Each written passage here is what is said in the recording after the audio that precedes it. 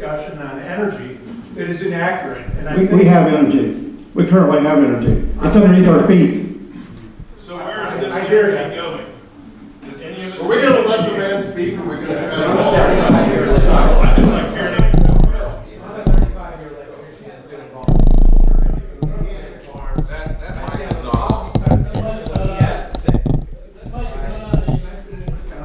Just a second. You guys, you know, there is no dearth of opinions against solar. So if you can take a minute or two. Well, thank you very much. That's nice. Just gotta get close to it. I appreciate it.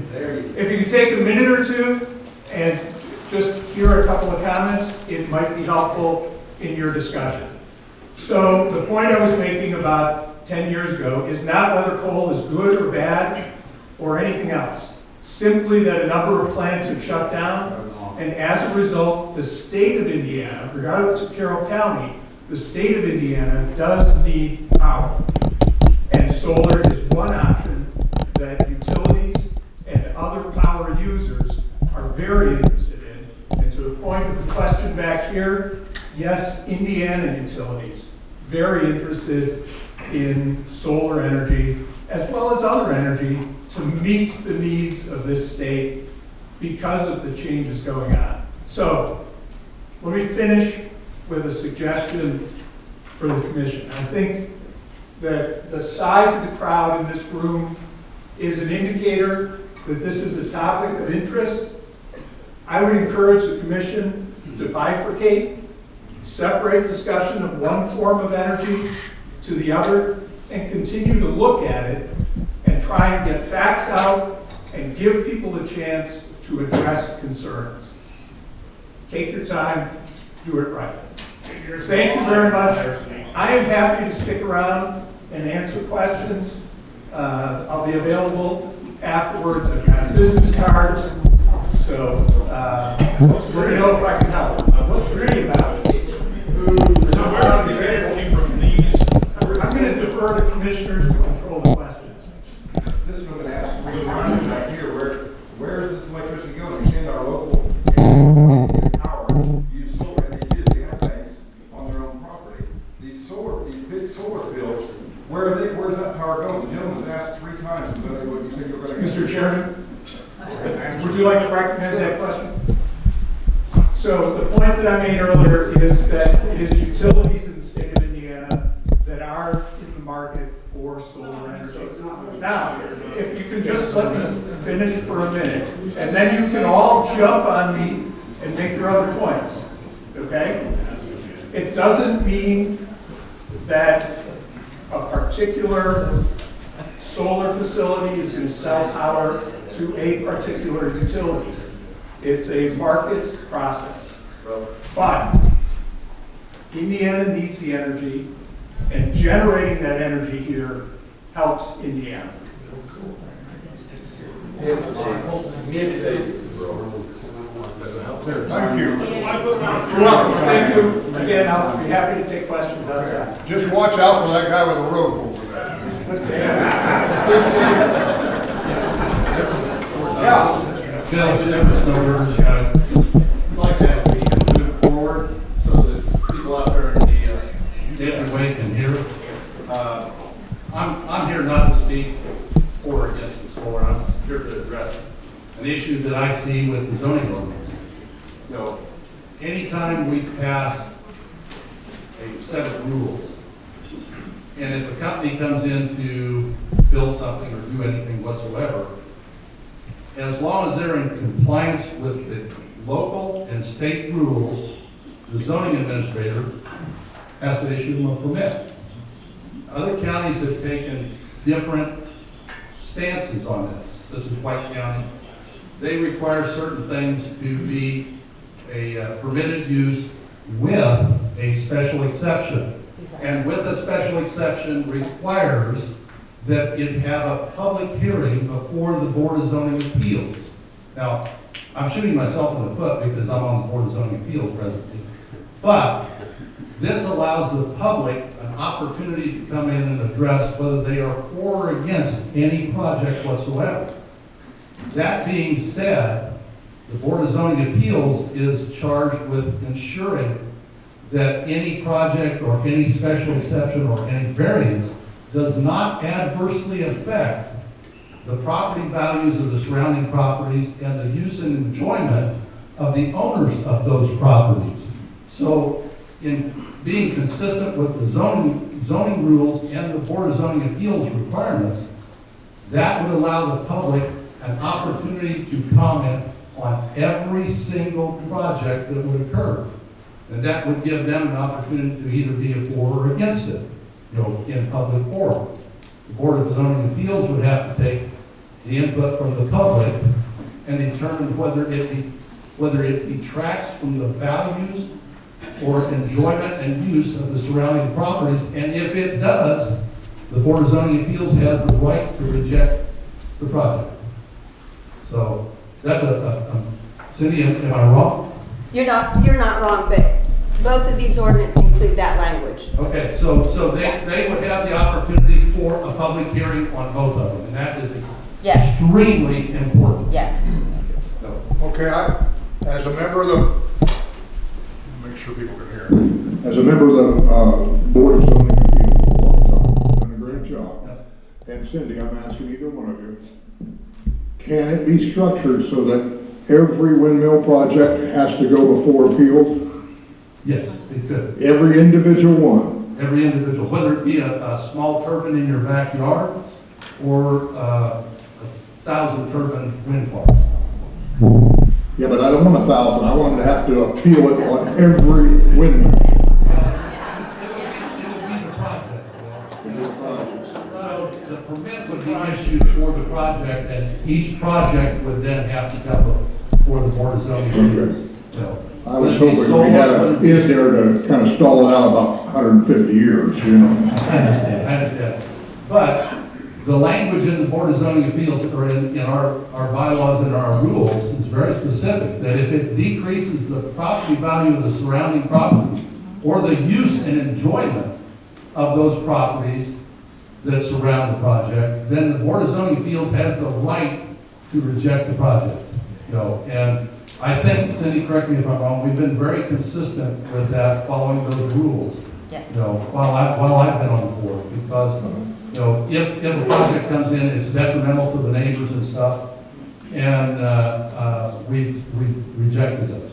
So if it is compliant with the rules and there's no major opposition, then we typically approve it. Okay, thank you. Thank you. We'll come to you. I'd just like to comment one thing about that, and that is that I hope that if it comes to them coming in for a special exception, and we can structure it that way, I don't know, but that I can round up about 75 people from White County to come down and testify. Bill, don't worry, if there's a real contentious issue before the Board of Zoning Appeals, we do have a good crowd. Okay. Next gentleman in line there. Yes, sir. Yes, my name is Steve McKinney. I'm a local contractor here in Delphi. I'm an outsider of Carroll County. About 10 years now I've been here. Moved here from California, Nevada. Seen these solar farms, these windmill farms, and you're right, the power does not come here. It goes through a brokerage. Niagara Falls, Hoover Dam, those are our biggest energy producers in the country.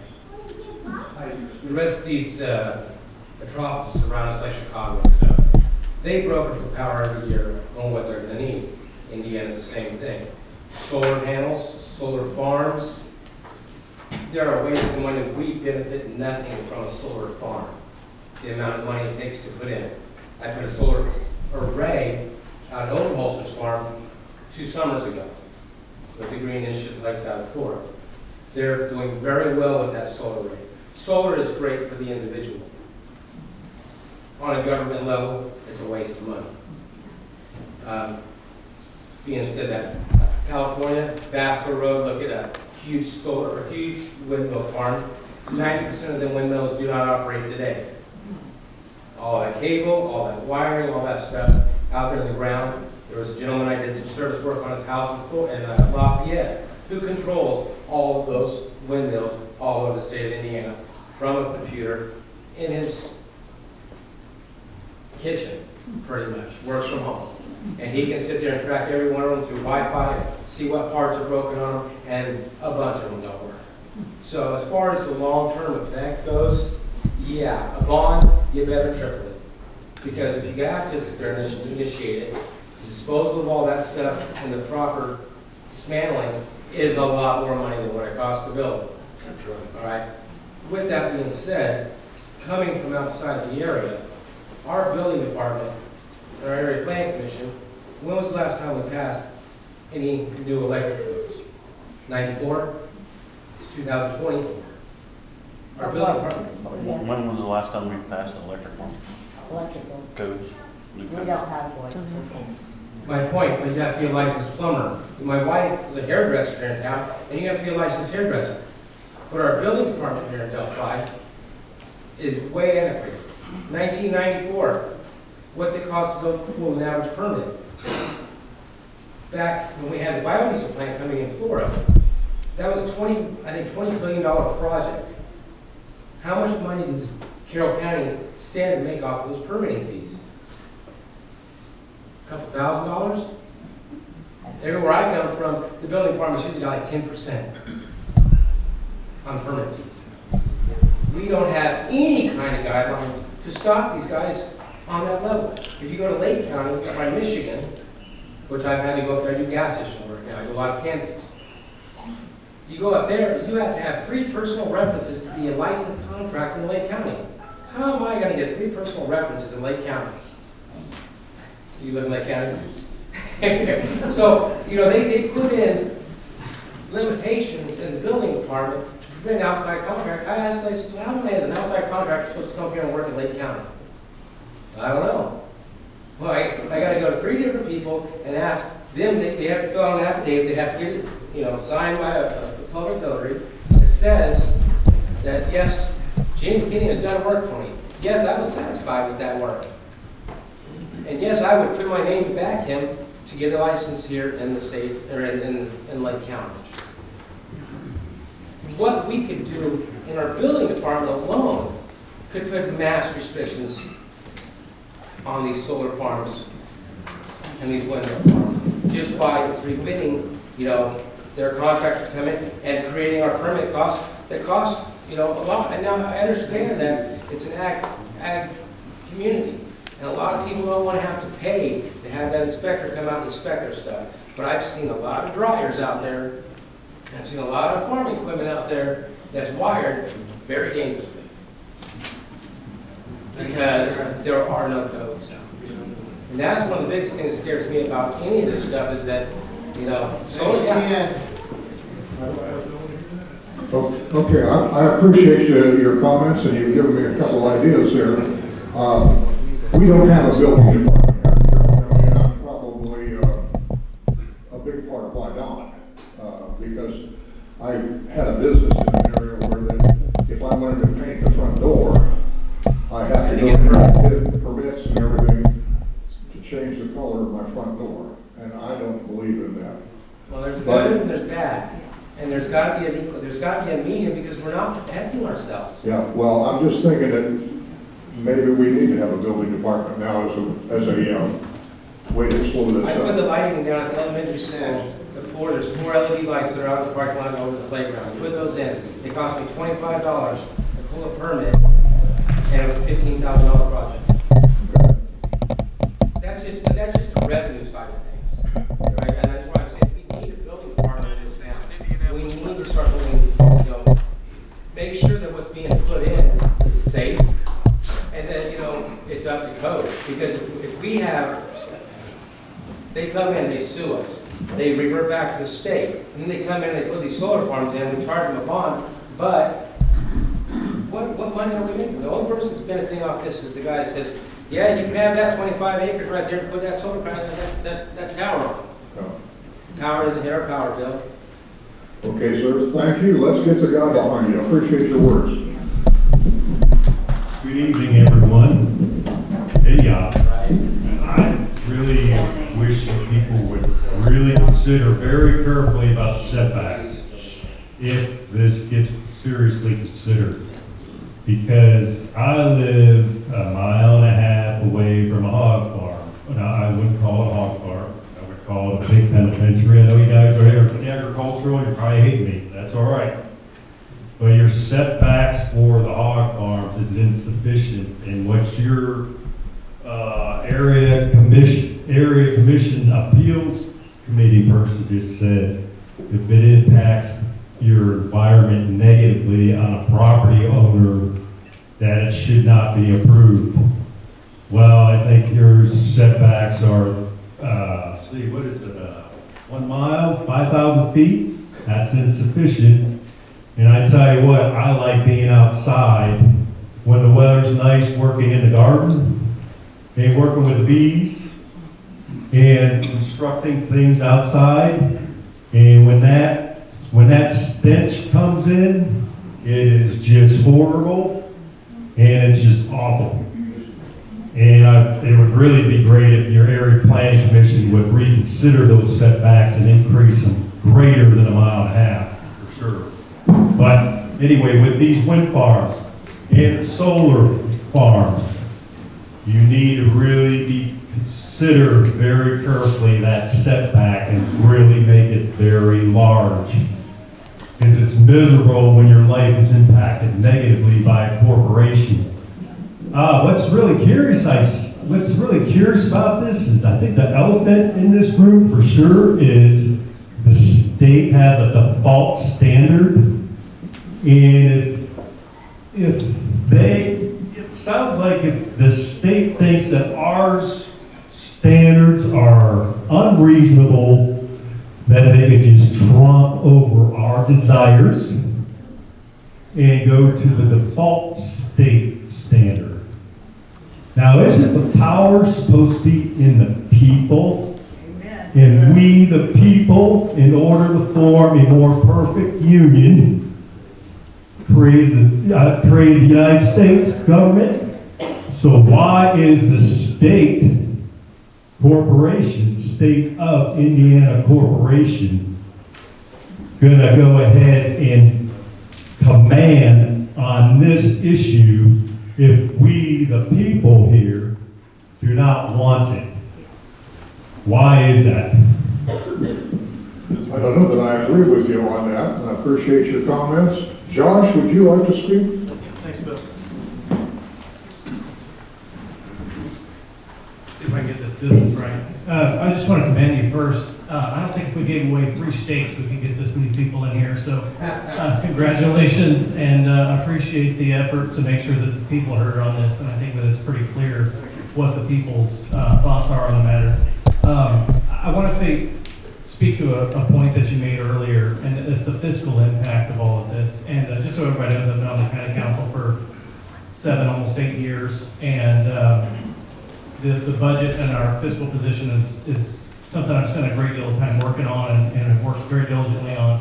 I just want to let everybody know that this council that prepares and manages the budget, though we toss and turn over some issues, we are very fiscally sound as a county, and we've put ourselves in a very strong fiscal position, and the county is healthy by and large. And the counties that have decided to put in these solar projects have been in a weak fiscal position. And they had no other option without I don't want to say bankrupting, but without hitting tax caps, and I don't want to get into a technical issue, but they would have been in a real pickle had they not built these wind farms. But they let themselves get in a position where they had no other choice. Fortunately, we are not in that position where we have to make that choice, and Bill, you alluded to that earlier. And a lot of that is residential. Residential is taking a larger percentage of our tax base than it has in years gone by. So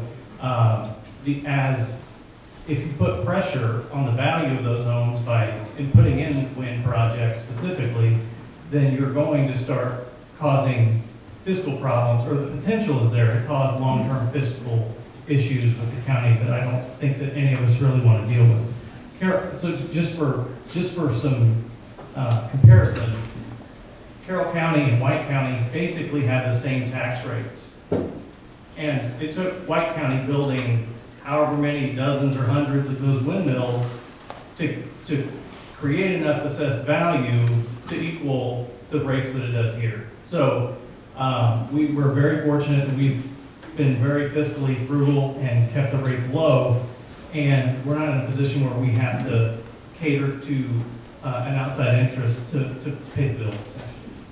So with that all being said, speaking directly to your question of do we want to fight this, I would absolutely entertain a moratorium, and if we want to fight it, we want to fight it. And as a county, we will put aside the resources that we think that we have to do in reserve to fight that fight, because I think that it's the right fight. I think that everybody here came here to say they want to fight that fight, and we have the resources and the long-term stability to be able to do that. So just wanted to let you know that one council person's opinion is the fight is worth it, and I hope that we engage in that. And if you want a joint resolution, if you've already heard from a number of council members here today, I think that there is an absolute feeling that we would entertain that, and I'm sure that you would get the outcome that you want. I appreciate that, Josh. Josh is a member of the County Council, and I think we all appreciate the position that our county is in as far as being fiscally sound, and so I want to thank you for that. And I am very confident that when the time comes, if I need to come to you and say, okay, we need some backing on this, that the council will understand and will put money behind it. Yeah, and I will introduce the resolution to say that we will do it, that we will back it. And I mean, I like the formality of it, so if you want to do a joint resolution with us like we have of late, I mean, I'm very much in favor of that and would entertain that and make that motion myself. Okay. Thank you, Bill. Thank you. I'm Dennis Strayer, live in Bringhurst. In response to the Area Planning Commission discussion earlier, I was surprised to find that there's been 2 ordinances on these wind farm, solar farms that have been published and supposedly approved unanimously by our local Area Planning Commission. And these particular ordinances talk about some of the things we're talking about. Now, one of them is the setback issue. The setback issue in the local ordinance here says that for a 600-foot windmill, you would take the height of the windmill times 1.1, and that would be the setback. Well, if you go out to, and you can't find anybody that's got an ordinance, I couldn't, in the United States for 600-foot windmills. I was able to find one that's working on a 500-foot windmill, and they're talking about setbacks of 1,000 feet. So, you know, what we've got in this ordinance, which is basically 1.1 times the height, which would be 600 and some odd feet, is obviously way not enough. Secondly, the ordinance doesn't really discuss what's happened to all the roads. Now, if you're going to start bringing windmills in here, you got long trucks. You can't turn those trucks on county roads. You've got to make those county roads about 3 or 4 times wider at the intersections. Who's paying the tab for this, and who's going to do it all, and what's happening to all that ground that they're taking? Also, what about you know, when you put all this electrical stuff out there, you've got to have giant power posts or to carry out the electricity. You know, there's nothing again in the ordinance that really discusses where all those big posts are going and where they're going to pipe that power to. Finally, and I lived before I moved here in Illinois near Lee County, and they put these giant windmills, which at that time they were small compared to what we're talking about, and the roads were like, you know, really torn up, and they, you know, they had to build them up and brought in tons and tons of concrete. So the roads are a big issue in the county, and it doesn't seem to be addressed. Also, the gentleman here that spoke about the solar farms. Now, if any of you people that live around here would drive down to Kilmer. Kilmer's a little town just south of Sedalia. You need to drive down there and go through that town and see what that looks like and what they're doing. And, because they're putting in these giant solar farms, hopscotch everywhere, and there's a lot of problems with it. So you need to go and see what's going on. Regarding the taxes, the last issue of the Carroll County comment indicated that for the little itty bitty solar farm that we actually have now in Carroll County, which is just south of Flora, there's been a tax abatement. I'm looking at her, what's this tax abatement? I thought the reason that these things are supposed to be good is the counties were going to get tax money. But now Carroll County is abating the taxes for this little tiny farm. Well, why are they doing that? Well, I called Nita Duff, her office, she wasn't in. They told me that they didn't know why they're doing this. I needed to talk to the Flora treasurer, which I also called, and she had no idea at all why they're abating the taxes for a solar. So, I don't know what's going on, and maybe somebody can explain it to us. Why would we abate taxes for one of these great solar farms? And the final comment I want to make, one of the reasons that this gentleman says we need power here is our legislators are shutting our coal mines down in the state. There's one coal mine that's left, and it's my understanding there's a plan to shut that down next year. So we need to get on our legislators and tell them to stop the insanity of this whole thing. Yeah, I appreciate all that.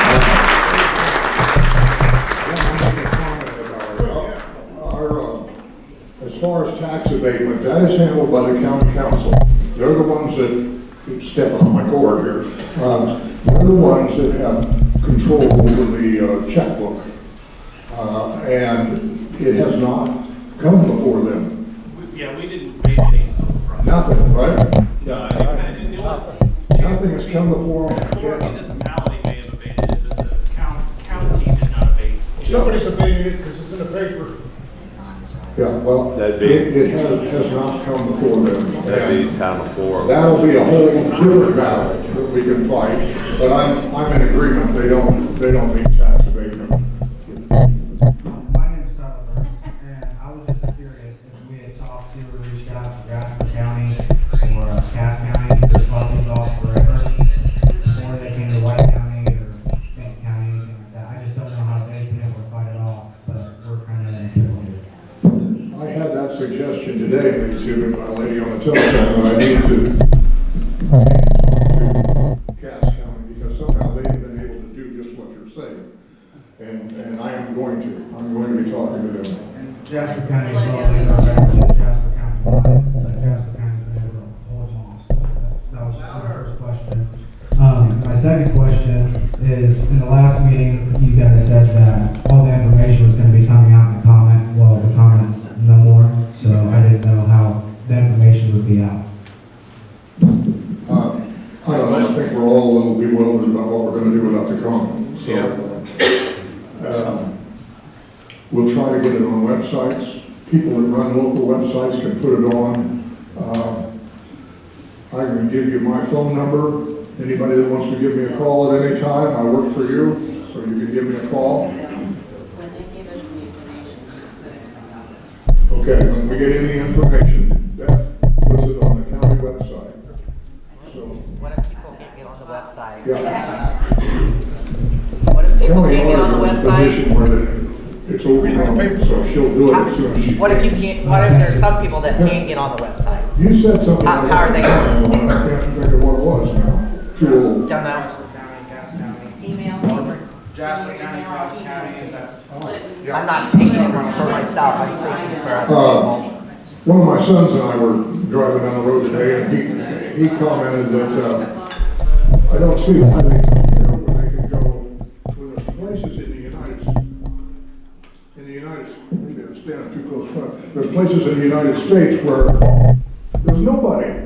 Why can't they generate all this power out there? You know, I mean, you can go for miles in Texas and not see a soul.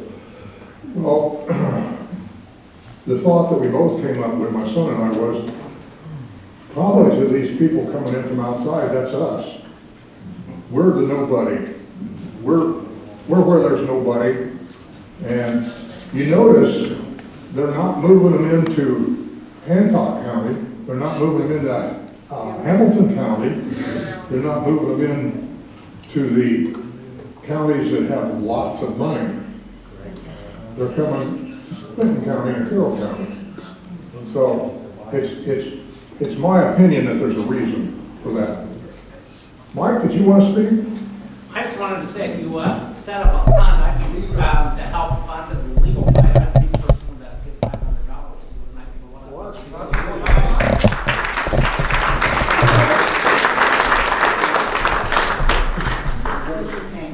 You're right ahead.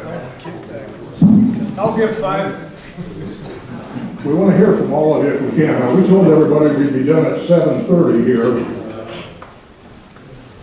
Yes, we got plenty of time. So. I just have, my name's Dennis Moriarty, Burlington, Indiana, and I want to give a few statistics like on the solar farms. Sure. They say they're the most expensive energy to put in. They're even more to take out. It's classified as hazardous material because of the silica in there is known for carcinogens. Okay?